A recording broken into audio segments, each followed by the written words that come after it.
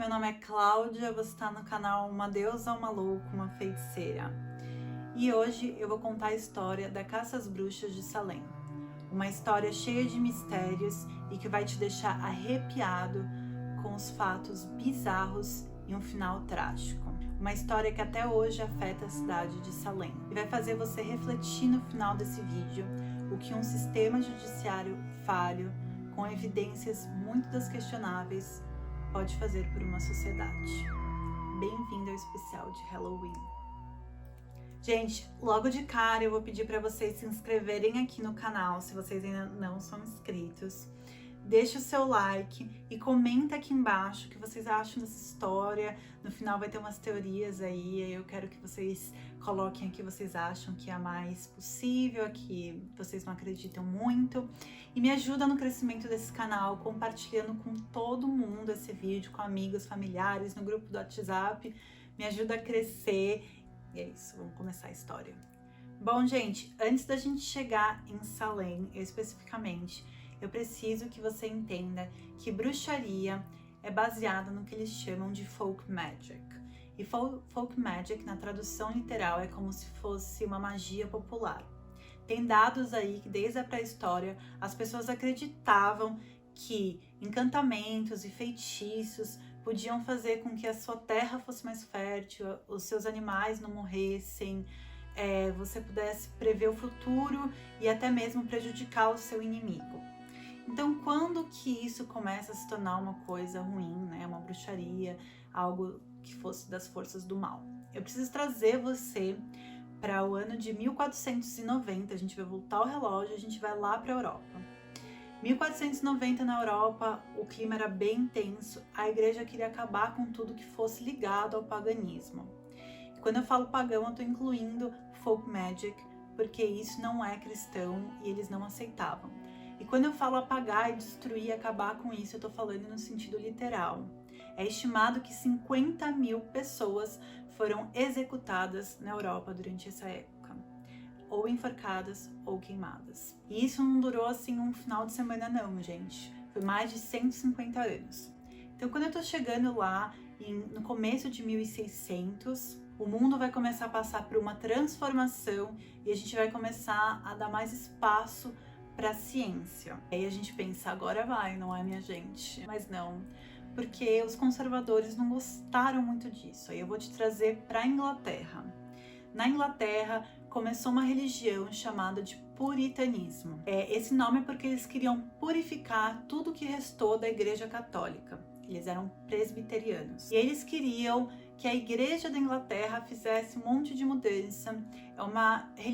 Era uma religião bem restrita, seguia a Bíblia ali bem certinho e eles queriam essa reforma. A Igreja da Inglaterra não deu muito ouvidos, não queria dar espaço para eles. E aí, a partir disso, eles acabaram pensando, vamos procurar um lugar para que a gente possa desenvolver a nossa religião e seguir em frente e ser feliz. E aí que eles vão vir para os Estados Unidos. Agora eu vou te trazer para Salem, e o ano é de 1626. Os puritanos estão em Salem, eles começam sem muita estrutura, a constituir suas comunidades. E aí eu preciso que você visualize mais ou menos assim.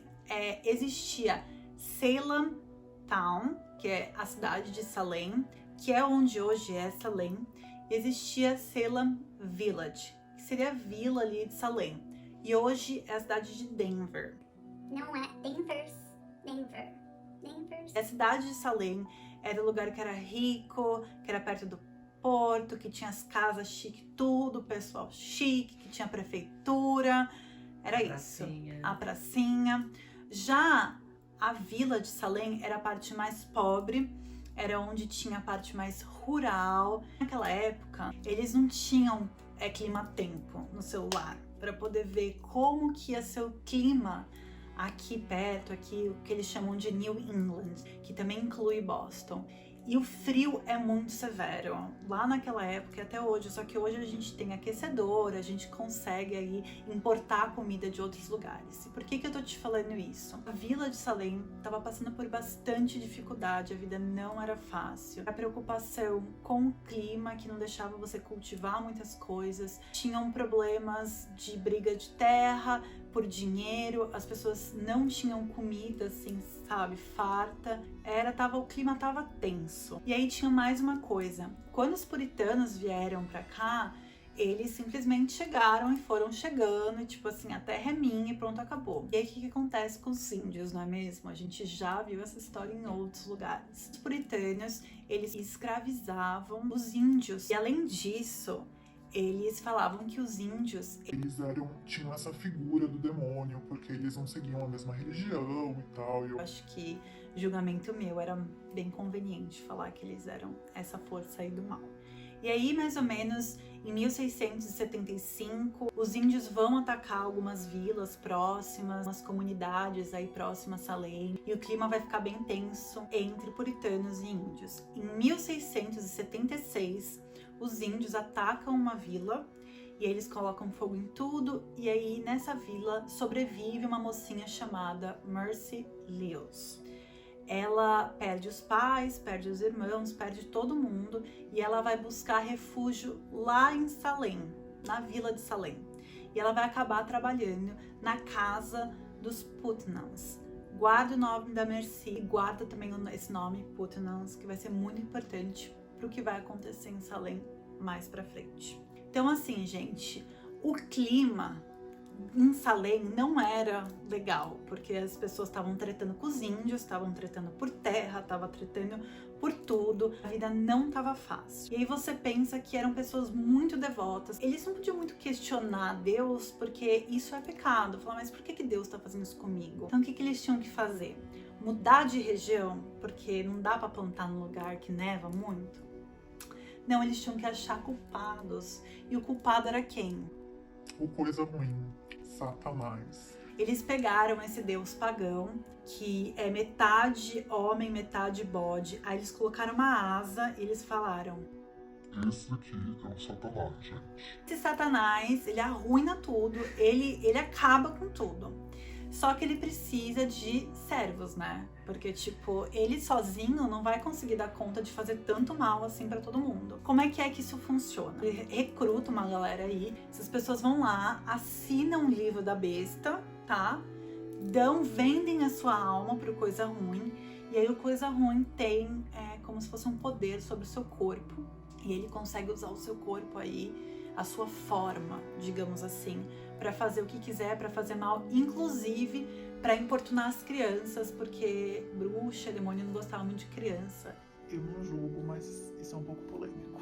Essa forma que ele tomava era chamada de Spectrum, e guarda essa informação também. Então, o que aconteceu? Começou a acontecer em Salem. Esse boato aí que forças do mal estavam tomando conta de Salem. Todo mundo estava passando por essas dificuldades por conta disso. E aí, lembra que eu falei que existia a cidade de Salem e a vila?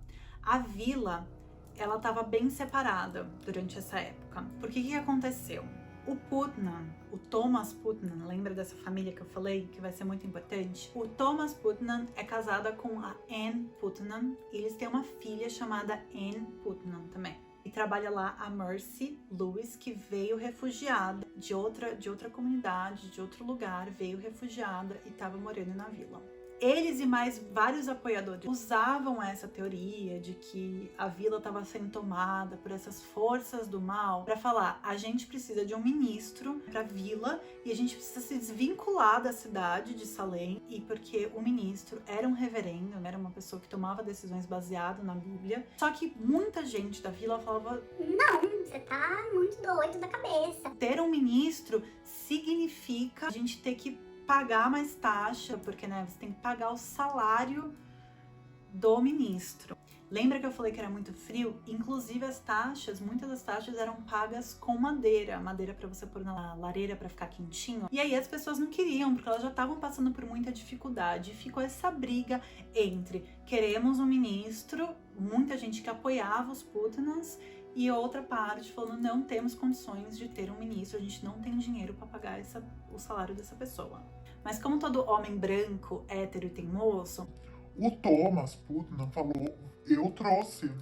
Ainda mais que ele era do comitê da vila, ele tinha muito poder na vila. E aí pra essa história vai entrar o Samuel Parris. Ele é casado com a Elizabeth Parris, Juntos ele tem uma filhinha chamada Betty Paris, e também uma prima que mora com eles chamada Abigail Williams. E aí o reverendo vem e começa a perceber que a cidade está passando por toda essa dificuldade, que existe muito medo na cidade, que existe muita tensão na cidade. No finalzinho de 1680, foi refugiado, morar em Salem, então a população estava maior. Então o vilarejo era o ambiente perfeito, né, para esse novo ministro falar que ele era a salvação.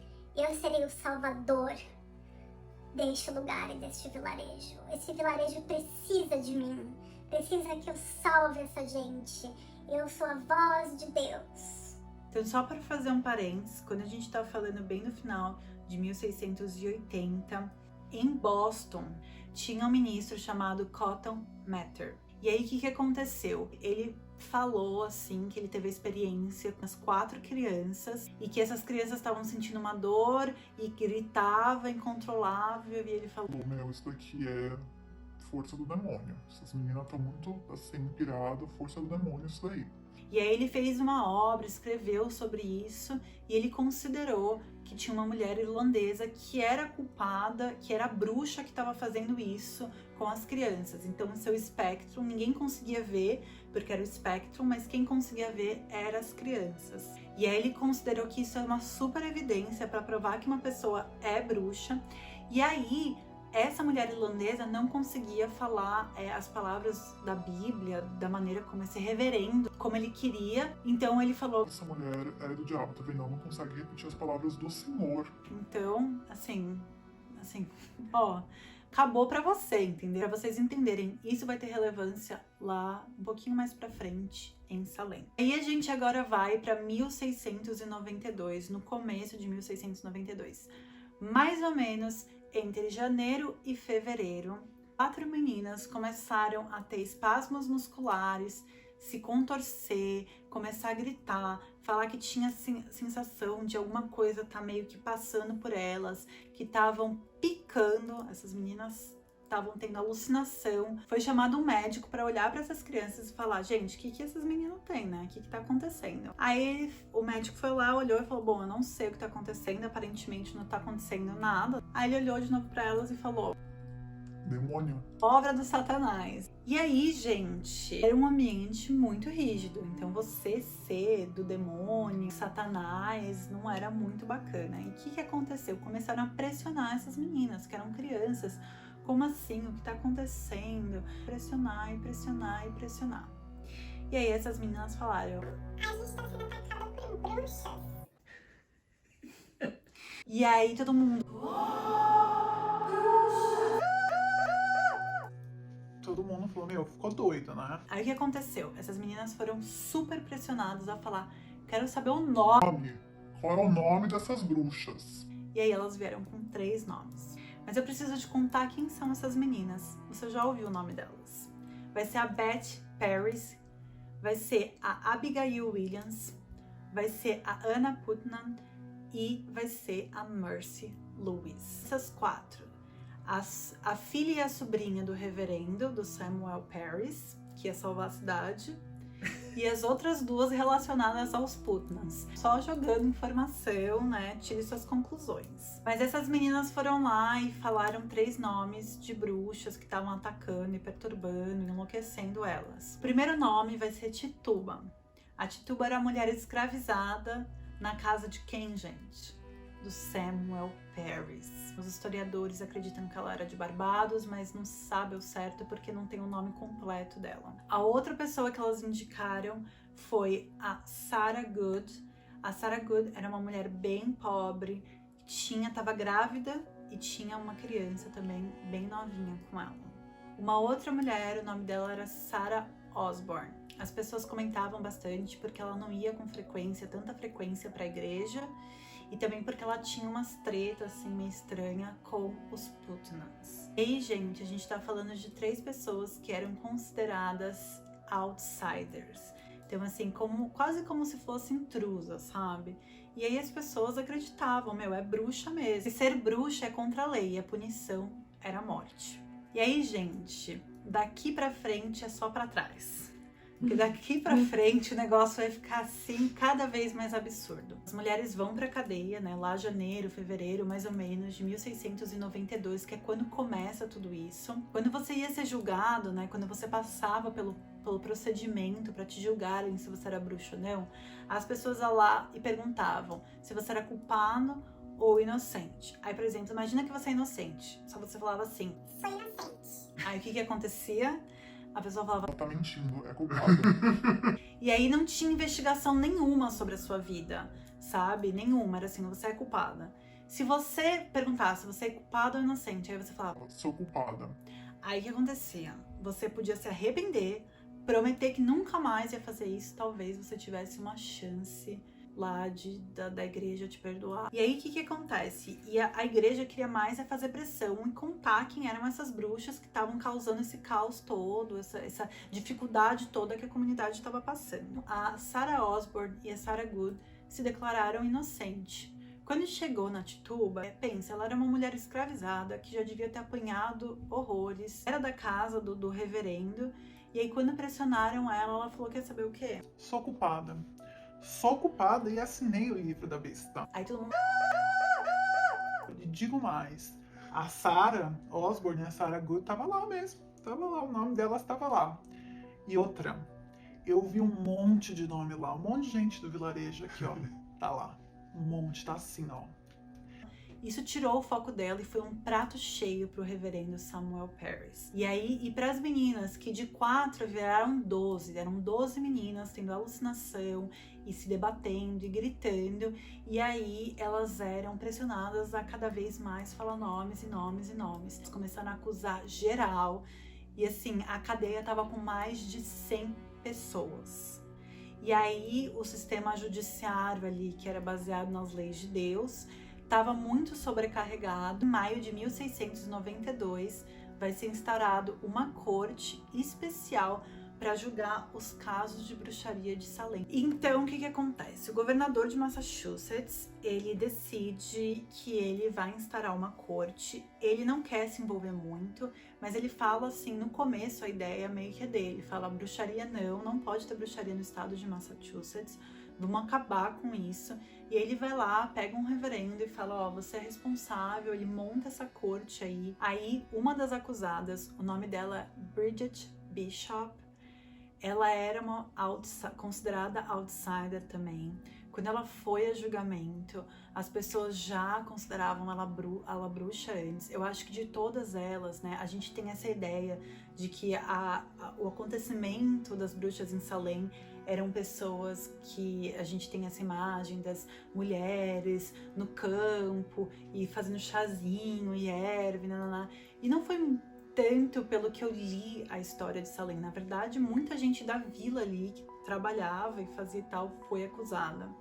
A Bishop era a única que talvez se encaixasse nisso. Tem um filme aqui, que eu vou deixar aqui embaixo, no próprio YouTube, contando, é um filme de 3 horas, mas conta toda essa história das bruxas de Salem. Eu também vou deixar um documentário aqui bem legal. Eles são em inglês, mas eu acho que se você entender um pouco de inglês, você consegue ver bem esses acontecimentos.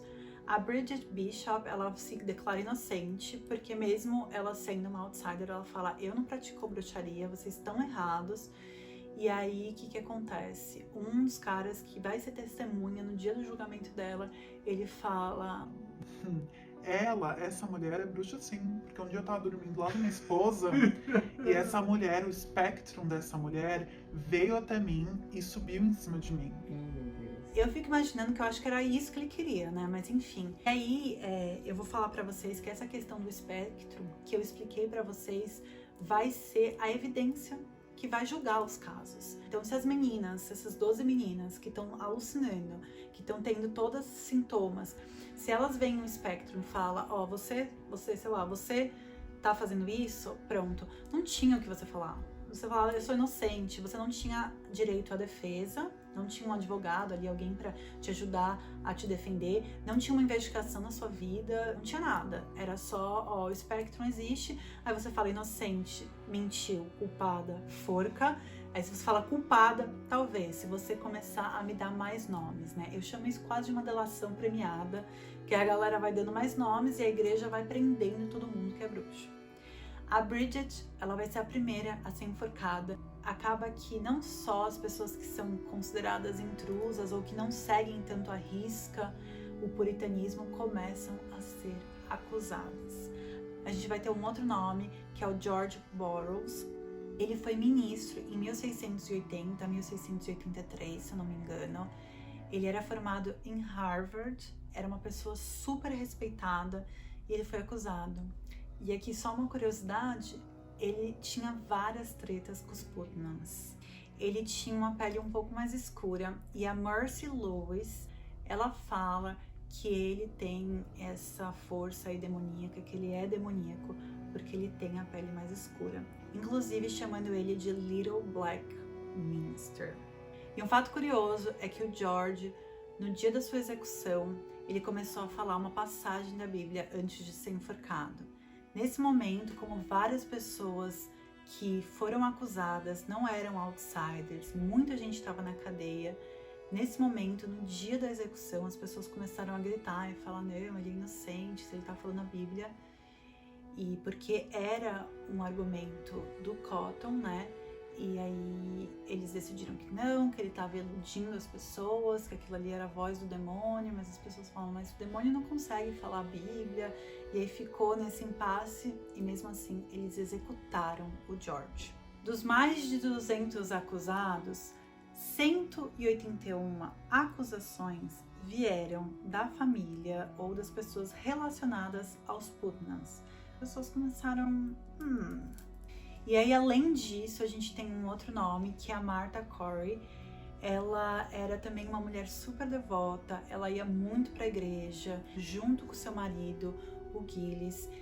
E ela é acusada, ela fica presa. E quando pegam o marido dela, ele acha isso um absurdo. Quando ele vai para o julgamento e perguntam se ele é culpado ou inocente, porque você tem que falar se você é culpado ou inocente, ele, como forma de protesto, ele não fala nada, ele fica quieto. A corte pressionando ele para falar e ele falou, não vou falar. Existia um método de tortura que eles faziam com a pessoa para ela falar.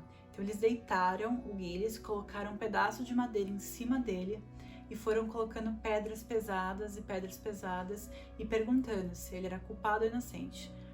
Cada vez que ele não respondia, eles iam lá e colocavam uma pedra mais pesada. Essa loucura toda demorou mais de um dia. E aí, quando ele estava ali perto de morrer, perguntaram para ele, você é culpado ou inocente? E aí, como uma forma de protesto, ele virou e falou, mais peso. E colocaram mais pedra e ele acabou morrendo. A esposa dele, a Martha, um tempo depois, também foi enforcada. E isso a gente está falando de setembro de 1692. Vai começar também a acontecer um fato que... Era o seguinte, como você tinha que falar que você era inocente ou culpada, e culpada talvez você tinha uma chance de se livrar da forca, várias pessoas falavam que era culpada e aí você tinha que dar outros nomes. E acabou que a Margaret Jacobs, ela foi uma acusada e aí ela se declarou culpada para tentar se livrar da forca. E o que aconteceu? Ela ajudou na execução do George Burroughs e até mesmo do seu próprio avô. Ela depois disso se arrependeu e por conta disso, desse arrependimento e da possibilidade de outras pessoas se arrependerem, a igreja a partir daí decidiu que, gente, é para enforcar todo mundo, culpado, inocente, o que for. Esse caso ganhou tanta notoriedade que até pessoas poderosas aqui em Boston expressaram a sua opinião, falando que elas eram completamente contra o que estava acontecendo lá em Salem, que isso era um absurdo. O clima estava bem tenso, as pessoas estavam desconfiando de toda essa questão. E aí o que vai acontecer? Essas meninas vão citar um nome, elas vão mexer com a pessoa errada, elas vão acusar a esposa do governador, aquele lá que instaurou a corte especial para julgar esses casos de bruxaria em Salem. E, gente, ele não ficou nada feliz com isso. Ele chegou lá, ele viu que a única evidência que estava sendo usada era esse espectro, e aí ele decidiu, sim, dissolver essa corte e criar uma outra corte que fosse muito mais de perdoar do que de acusar. Infelizmente, as meninas precisaram mexer com gente grande, porque aparentemente as próprias pessoas da vila não estava acontecendo nada ali para mudar esse terror que eles estavam fazendo, essa atrocidade que eles estavam fazendo. Então, gente, isso vai durar o ano de 1692. Quando a gente chega em 1693, uma execução mais acontece e as pessoas são liberadas da cadeia, e até maio de 1693, praticamente todas estão libertas. Mas esse evento em Salem, durando mais ou menos aí em torno de um ano, a gente tá falando de 20 mortes, sendo que 19 foram por enforcamento, e uma foi a do Gillis, né, que ele foi pressionado até a morte, e pelo menos 5 pessoas morreram na cadeia. Uma coisa que é importante ressaltar é que a cadeia de Salem não era um lugar para as pessoas ficarem lá durante muito tempo, porque era um lugar sem a mínima estrutura. O inverno, mais uma vez, muito severo. Aquilo ali era uma caixa de madeira onde colocavam as pessoas, sem lareira, sem nada para as pessoas se aquecerem. Era muito frio durante o inverno, e durante o verão era tipo um forno. As condições de higiene eram péssimas, porque as pessoas tinham que fazer as coisas dentro de um balde que nunca era trocado e ficava ali. E lembra que eu falei da Sarah Good, que estava grávida de um bebê? Ela deu à luz dentro da cadeia e o bebê não sobreviveu. A Sarah Good foi enforcada. E a Sarah Osborne, ela morreu na cadeia também. Em 1697, um dos juízes se desculpa pelo julgamento das bruxas de Salem. Em 1703, a Corte Geral de Massachusetts se desfaz de qualquer evidência do evento acontecido em Salem da caça às bruxas. Em 1706, Anne Putnam, com 24 anos, pede desculpa à sua igreja e às famílias que ela ajudou a executar. Ela diz que o que aconteceu foi um ato de ignorância e que ela estava sendo iludida pelo Satanás. Em 1711, o Estado começa a restituir as famílias que passaram por esse evento pela caça às bruxas de Salem.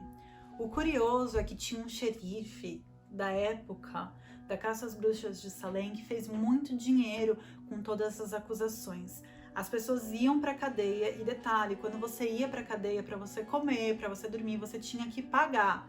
Ele ia até a casa das pessoas que estavam sendo acusadas e ele confiscava os pertences das pessoas, e esses pertences nunca foram devolvidos. E somente em 1957, a gente estava em 1600, somente em 1957, o estado de Massachusetts se desculpa pelo que aconteceu nos julgamentos das bruxas de Salem.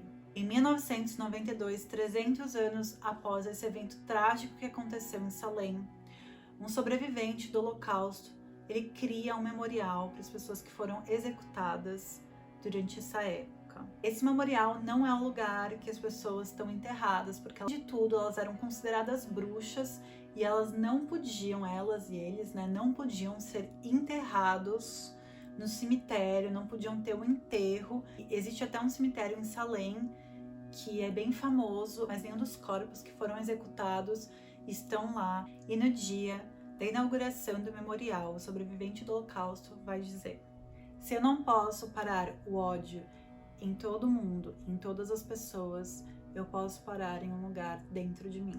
Bom, gente, esse evento que aconteceu em Salem, ele inspirou vários filmes e vários seriados, e eu tinha uma concepção completamente diferente das bruxas de Salem, o que tinha acontecido lá. E aí surge o mistério do que aconteceu, por que aconteceu isso, né? Começou com as meninas acusando as pessoas, na verdade começou e terminou desse jeito, né? As meninas que tinham essas alucinações, essas contorções, e contorcionavam e gritavam, tendo todos esses sintomas. Qual foi a explicação para elas começarem a desenvolver isso e para sair acusando todo mundo, falando que as mulheres eram bruxas? E aí os historiadores e várias pessoas começaram a criar várias teorias. Eu vou falar algumas aqui para vocês. A primeira teoria que eu vou falar vai dizer que as meninas, elas começaram a acusar pessoas porque elas viviam num ambiente muito rígido, elas tinham muito medo dessa figura do Satanás. Isso aparece muito no filme que eu falei pra vocês, esse terror que eles colocam nas crianças. As crianças não recebiam muito carinho, tinham que trabalhar desde muito cedo, viviam nesse lugar com muita dificuldade. E aí essa teoria defende que por conta disso, essas meninas começaram a fazer isso meio que para chamar a atenção. A segunda teoria vai ser defendida por uma cientista. Ela vai falar que existe um fungo que pode desenvolver no centeio, no trigo, ele se chama ergot, e aí esse fungo, quando ingerido, ele pode te causar alucinações, contorções musculares, espasmos, todas essas coisas. A sensação de que tem alguma coisa no seu corpo. E essa teoria nem todo mundo acredita, porque não foi todas as pessoas da vila que tiveram isso. Ela é bem plausível, porque até esse fungo, ele faz com que você tenha alucinações, como comparado até ao LSD. Mas ela não é tão aceita, porque não eram todas as pessoas da vila que estavam desse jeito, só essas meninas. E também porque você não tinha todos os sintomas, aparentemente você ficava bem doente, as suas mãos começavam a necrosar, ficar toda preta. Muita gente não acredita tanto nessa teoria.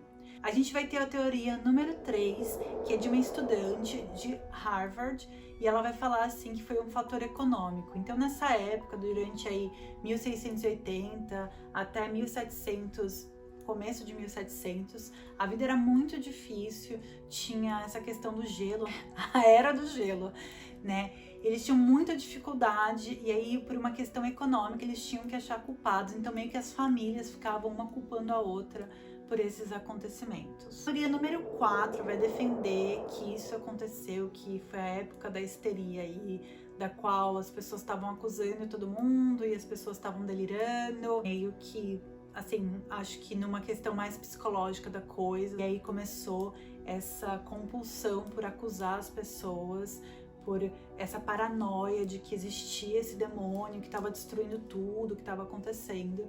E essa palavra você vai ler bastante em alguns documentos. Já a teoria número 5 vai ser aqui, isso tudo foi por uma questão política.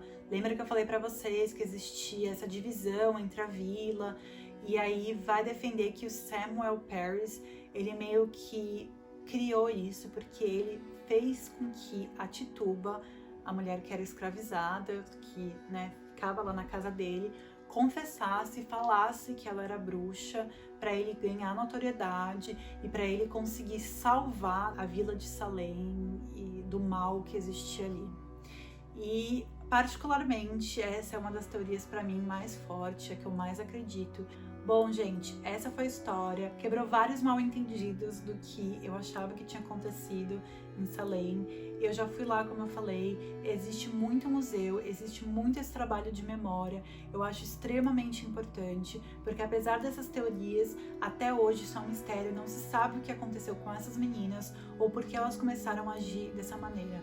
Mas uma coisa que a gente sabe é que muitas pessoas foram injustiçadas por causa desse sistema falho jurídico, baseado em evidências que não fazem o menor sentido. Isso a gente sabe, e isso na cidade de Salem é bem claro. Quando você anda por lá, é museu em todo lugar, é monumento, para você lembrar da história e essa história não se repetir mais. Eu espero que você tenha gostado desse vídeo, que você deixe aqui embaixo qual a teoria que faz mais sentido para você. E se você gosta desse tipo de vídeo e você quer saber mais alguma história, eu posso pesquisar bastante, estudar bastante e vim aqui te contar. É isso, um beijo e fica ligado para mais especial de Halloween.